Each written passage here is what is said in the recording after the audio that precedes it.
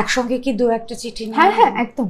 বর্তমানে একজনের সাথে সম্পর্কে আছি যিনি জন্মসূত্রে নিজেকে ছেলে হিসেবে দেখেন।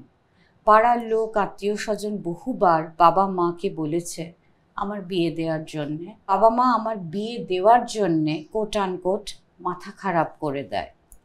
বাবা মাকে আমি বলতেও পারি না কেন আমি বিয়ে করতে চাইছি না। তারা আমাদের সম্পর্ক তো মেনে নেবে না, নাইও নেই। এখন আমাদের কাছে অত টাকাও নেই যে আমরা আলাদা থাকবো। বহু মানুষ যারা হয়তো বিয়ে করতেও পারতেন, বিয়ে করতে চাইতেন, আমাদের দেশ, আমাদের রাষ্ট্র, আমাদের সমাজ, আমাদের পরিপার্শ্ব কি তাদের বিয়ে উপযোগী আইন দিচ্ছে? এবং এটা শুধু ম্যারেজ ইকুয়ালিটির বিষয় নয়, অ্যান্টি ডিসক্রিমিনেটরি এনভায়রনমেন্ট লজ আমাদের পাশে কোথায় দাঁড়াচ্ছে?